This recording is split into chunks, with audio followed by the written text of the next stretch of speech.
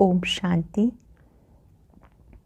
आज बाबा के 26 नवंबर 2020 के साकार मधुर महावाक्य हैं।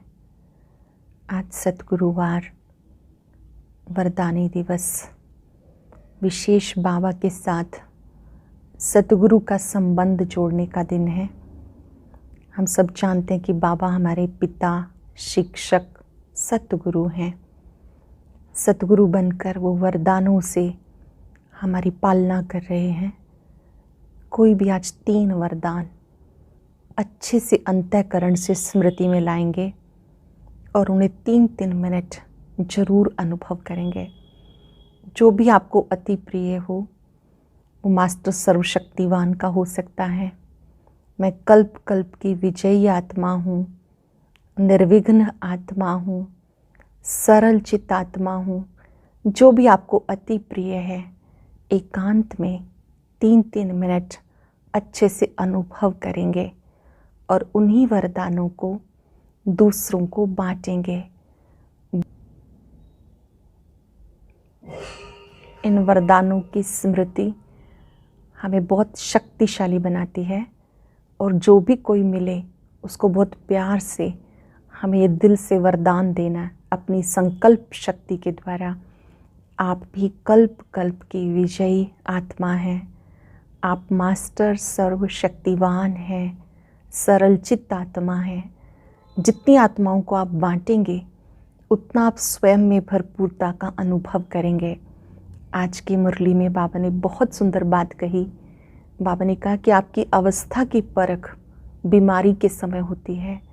भले स्वास्थ्य ठीक ना भी हो तो भी बाबा कहते हैं आपकी खुशी नहीं जानी चाहिए, चेहरे पे मुरझाइश ना हो। यहाँ तक बाबा ने कहा कि अगर आप बीमार भी हैं, कम से कम इतना तो सबको कह ही सकते हैं कि अपने को आत्मा समझ बाबा को याद करो। ये संदेश सबको देना है। बाबा ने कहा भले जब स्वास्थ्य ठीक नहीं होता, थोड़ी बहुत कुड़कने की आवाज़ भी होती है, तो भी आपको एक दूसरे से मिलते हुए बाबा की स्मृति दिलानी है।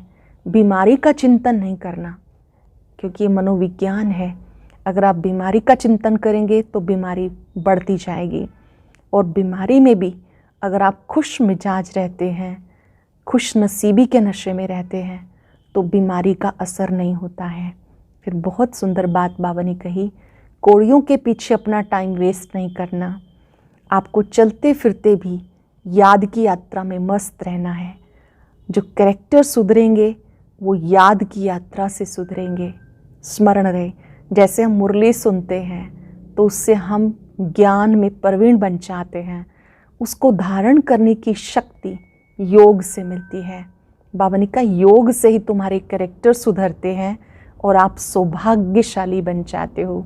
यहाँ तो कोई दुर्भाग्यशाली भी बन जाते हैं। आपको बाबा की याद से सदा सौभाग्यशाली बनना है। फिर बाबा ने कहा अपना चार्ट देखो, आज मैंने कितनी देर बाबा को याद किया, कितनों को बाबा की याद दिलाई। बीच बीच में एक दूसरे को सावधान करते रहो। बाबा की याद में बैठें, आत्मा समझ करके बैठें। कोई खुद याद में होगा तो दूसरों को याद दिला पाएगा। अगर आप याद नहीं करेंगे तो दूसरों को बाबा की याद कैसे दिलाएंगे।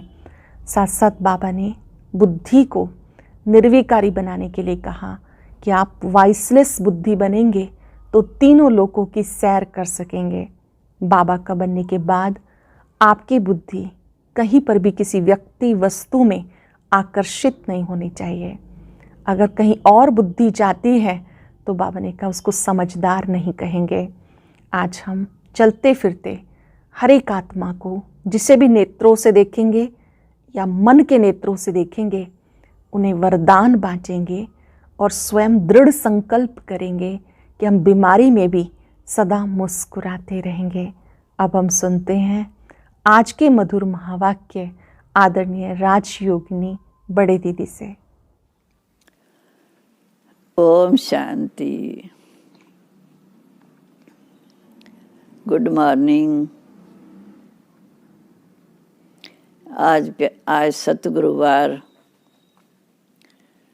प्यारे शिव बाबा का वरदानी दिवस है। आज हम सतगुरु बाबा को सामने रखकर बाबा की याद में मधुरमा वाक्य सुनेंगे। आज 26/11/20 के साकार मुरली के मधुरमा वाक्य। बाबा कहते, मीठे बच्चे, अपने करैक्टर सुधारने के लिए याद की यात्रा में रहना है। बाप की याद ही तुम्हें सदा सौभाग्यशाली बनाएगी। प्रश्न है, अवस्था की परख किस समय होती है? अच्छी अवस्था किसको कहेंगे? उत्तर है, अवस्था की परख बीमारी के समय होती है।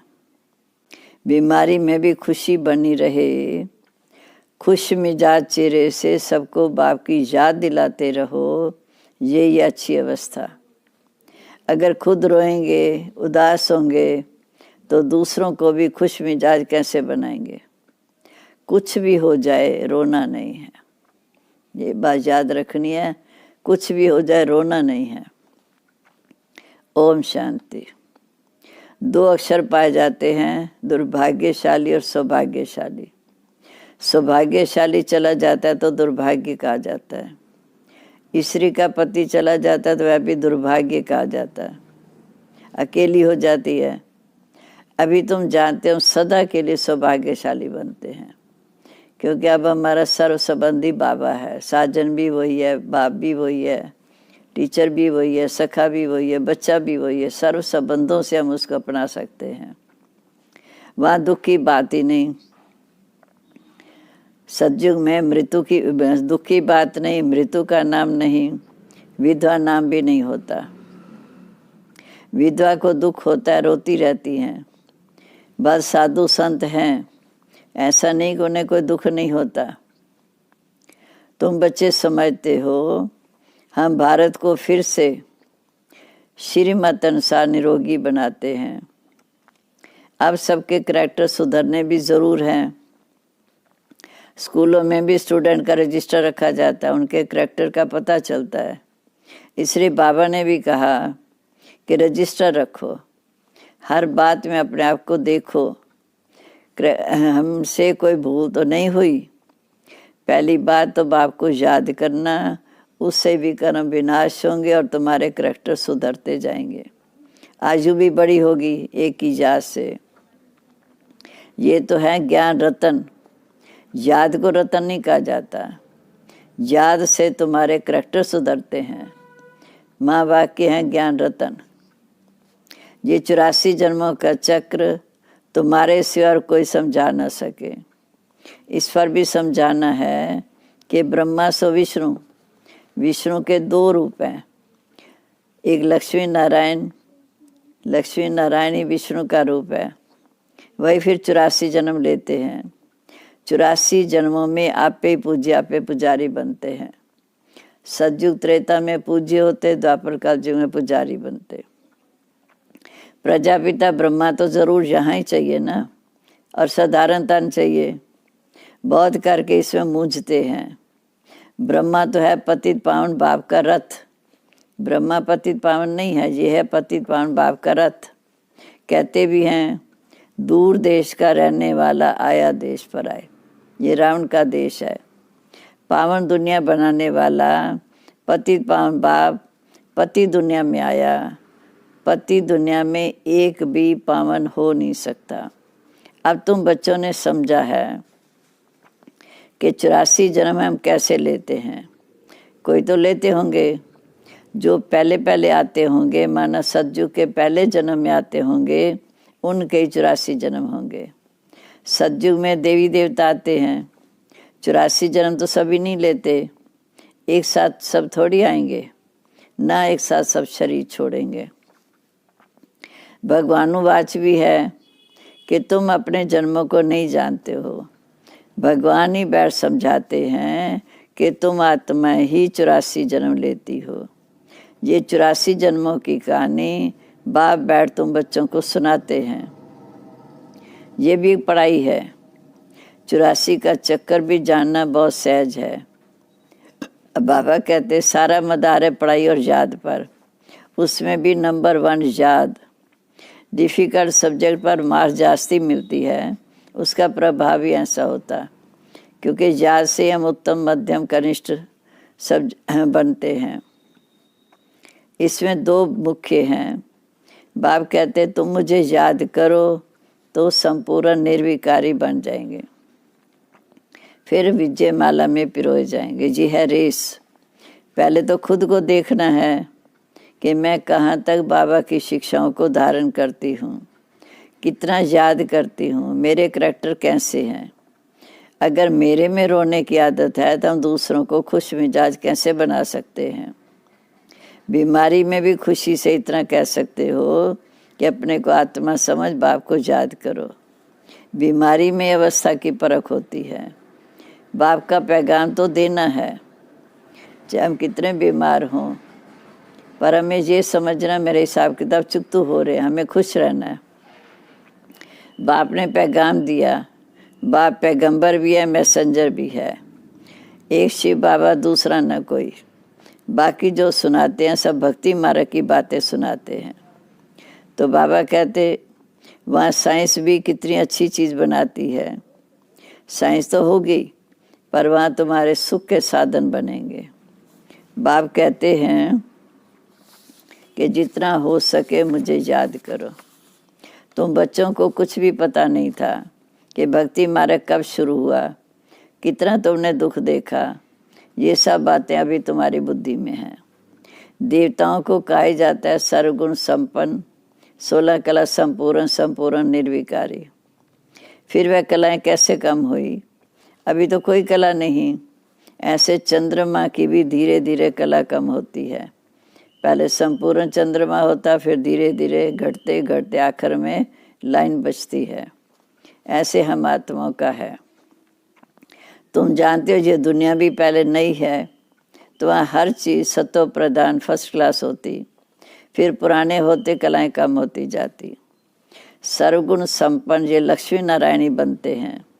अभी बाप तुमको सच्ची सच्ची सत्य नारायण की कथा सुना रहे हैं।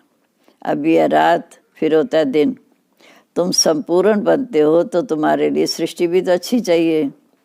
5 तत्व भी सतो प्रधान, ये सब इस समय संपूर्ण 16 कला बन जाते हैं। अभी तो कोई कला नहीं है। बहुत करके गरीबों की तकदीर में ये ज्ञान है, क्योंकि अमीर तो इस ज्ञान का लाभ उठा नहीं सकते।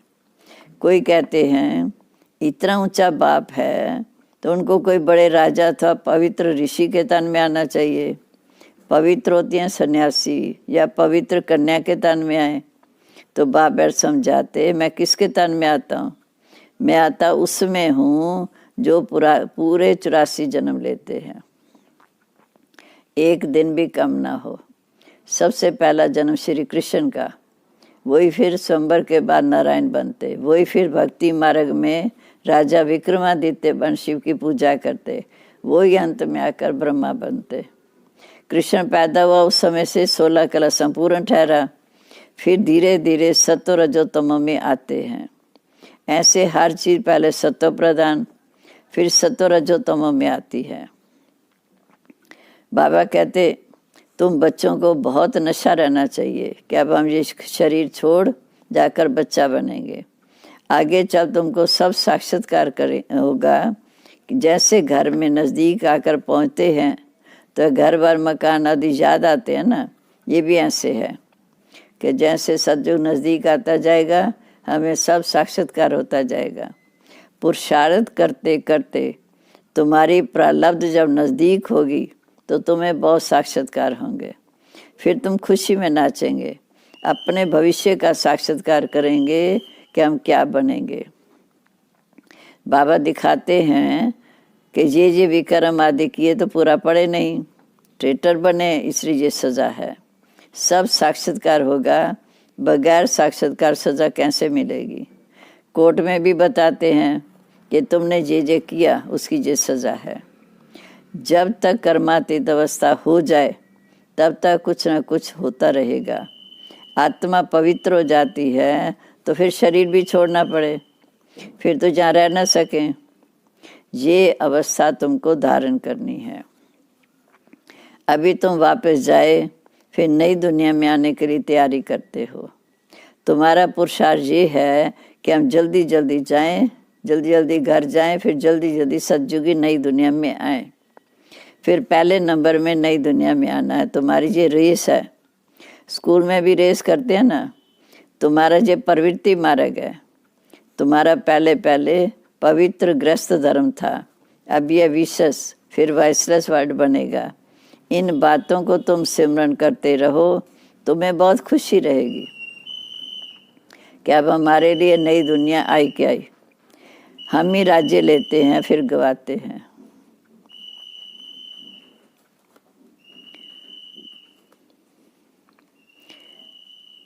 हीरो हीरोइन कहते हैं ना, हीरे जैसा जन्म लेकर फिर कौड़ी जैसे जन्म में आते हैं। अब आप कहते मीठे बच्चे, तुम कौड़ियों के पिछाड़ी टाइम वेस्ट मत करो। अब तो ये जैसे ब्रह्मा बाबा ने कहा कि मेरे को साक्षात्कार हुआ तो ये रूहानी धंधा करो, तो जड़ सब कुछ छोड़ दिया। आगे चल बड़े बड़े आएंगे, धनवान आएंगे, तुमको मदद देंगे। एक दिन तुमको बड़े कॉलेज यूनिवर्सिटी में भी जाकर भाषण करना होगा। ये सृष्टि का चक्र कैसे फिरता है, हिस्ट्री रिपीट होती आदि से अंत तक। गोल्डन एज से आयरन एज तक हिस्ट्री की हिस्ट्री ज्योग्राफी हम बता सकते हैं। मतलब कॉलेज और यूनिवर्सिटी में जाकर ये बता सकते हैं कि गोल्डन एज की हिस्ट्री ज्योग्राफी, कलयुग की हिस्ट्री ज्योग्राफी सब हम बता सकते हैं। करैक्टर के ऊपर तो तुम बहुत कुछ समझा सकते हो। तुम जितना हो सके लक्ष्मी नारायण की महिमा करो कि भारत कितना ऊंच था, उस समय दैविक करैक्टर थे, अब तो विशेष करैक्टर हैं। ज़रूर फिर चक्र रिपीट होगा। हम वर्ल्ड की हिस्ट्री ज्योग्राफी आपको सुनाते हैं, पर वहाँ भाषण करने वाले भी अच्छे अच्छे चाहिए। कृष्ण तो देवता है सतयुग का, पहले पहले श्री कृष्ण, फिर स्वयंवर के बाद नारायण बनते हैं। हम आपको श्री कृष्ण के 84 जन्मों की कहानी सुनाएं, आपके सिवा और कोई सुना न सके। ये टॉपिक कितनी बड़ी अच्छी है, परंतु होशियार को ही भाषण करना चाहिए। अभी तुम्हारे पास, तुम्हारे दिल में आता है कि हम ही विश्व के मालिक बनेंगे, तो तुम्हें कितनी खुशी होनी चाहिए। अंदर बैठ ये जाप जपो कि तुमको इस दुनिया में कुछ भी भासेगा नहीं।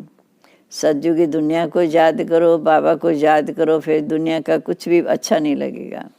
जहाँ तुम आते हो विश्व का मालिक बनने, तो परमपिता परमात्मा के द्वारा विश्व तो इस दुनिया को कहा जाता है ना। बाबा कहते मैं आया हूँ तुम बच्चों को विश्व का मालिक बनाने। ये कितनी गुह्य बातें हैं। फिर तुम माया के दास बन जाते हो। ये सब बातें योग में बिठाते हैं तो याद दिलानी है। आज जब भी हम किसी को योग में बिठाते हैं तो ये बात याद दिलानी है कि अपने को आत्मा समझ बैठो, बाप को याद करो।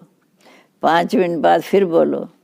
तुम्हारे योग के प्रोग्राम चलते हैं ना, बहुतों की बुद्धि बाहर चली जाती है, इसलिए 5-10 मिनट भी बाद फिर सावधान करें कि अपने को आत्मा समझ बैठे हो, बाप को याद करते हो, तो खुद का भी अटेंशन रहेगा। बाबा की याद में ही तुम उस पार चले जाएंगे। गाते भी हैं खिवैया मेरी नैया पार लगाओ, परंतु अर्थ नहीं जानते कि खिवैया कौन है। शिव बाबा खिवैया जो हमारी नैया को पार अर्थात सतयुग की दुनिया में ले जाते हैं। तुम बैठते हो पाप काटने के लिए, फिर पाप थोड़ी करने चाहिए। हम बाबा को याद करके भी कर्म विनाश करते हैं, फिर बाबा का बच्चा बनकर पाप नहीं करने चाहिए, नहीं तो फिर पाप रह जाएंगे। नंबर 1 ये पुरुषार्थ है, अपने को आत्मा समझ बाप को याद करो। ऐसे सावधान करते रहने से अपना भी अटेंशन रहेगा, खुद को भी सावधान करना है और दूसरों को भी सावधान करना है। हम आत्मा हैं, अब हम जाते हैं अपने घर, फिर आकर अपना राज्य करेंगे, क्योंकि आत्मा ही ट्रैवलिंग करती है। आत्मा को ही घर जाना, फिर आत्मा इस समय के पुरुषार्थ अनुसार सतयुग में अपना पद लेगी। अच्छा जी, मीठे मीठे सिकिलदे बच्चों प्रीत, माता पिता बाप दादा का याद प्यार, गुड मॉर्निंग। रूहानी बाप की रूहानी बच्चों को नमस्ते। रूहानी बच्चों की रूहानी बाप दादा को नमस्ते नमस्ते। बाबा गुड मॉर्निंग। शुक्रिया बाबा, शुक्रिया। कदम कदम पर हमें सावधानी देते हैं और हमारे को कितना ऊंचा बनाते हैं। हम जितना शुक्रिया करें बाबा का उतना कम है। अवैध धारणा के लिए मुख्य सार। बाबा कहते अपना टाइम रूहानी धंधे में सफल करना है, हीरे जैसा जीवन बनाना है, अपने को सावधान करते रहना है, शरीर समझने की कड़ी बीमारी से बचने का पुरुषार्थ करना है। शरीर समझने से कड़ी बीमारी से बचने का पुरुषार्थ करना है। दूसरा, कभी भी माया का दास नहीं बनना। अंदर में बैठ जाप जपना है कि हम आत्मा हैं। खुशी रहे कि हम जाकर बेगटो प्रिंस बनेंगे। आज का वरदान है, वाइसरस की शक्ति द्वारा सूक्ष्म व तीनों लोकों का अनुभव करने वाले श्रेष्ठ भाग्यवान भव। वाइसरस की शक्ति द्वारा सूक्ष्म व तीनों लोकों का अनुभव करने वाले श्रेष्ठ भाग्यवान भव। जिन बच्चों के पास वाइसरस की शक्ति है, बुद्धि जो बिल्कुल रिफाइन है, ऐसे भाग्यवान बच्चे सहज ही तीनों लोकों का सैर कर सकते हैं। सूक्ष्म वतन अपने संकल्प पहुँचाने के लिए, सर्व संबंधों के लिए सार वाली महीन याद चाहिए। यही सबसे पावरफुल याद है। इसके बीच में माया इंटरफेयर नहीं कर सकती। तो सूक्ष्म वतन की रौनक का अनुभव करने के लिए स्वयं को वाइसरस की शक्ति से संपन्न बनाओ। स्लोगन है, किसी व्यक्ति वस्तु वैभव के प्रति आकर्षित होना ही कंपेनियन बाप को संकल्प से तलाक देना। ध्यान से सुनने का है। किसी व्यक्ति वस्तु वैभव के प्रति आकर्षित होना ही कंपेनियन बाप को संकल्प से तलाक देना है। आज का सम्मान है, मैं श्रेष्ठ भाग्यशाली आत्मा हूँ।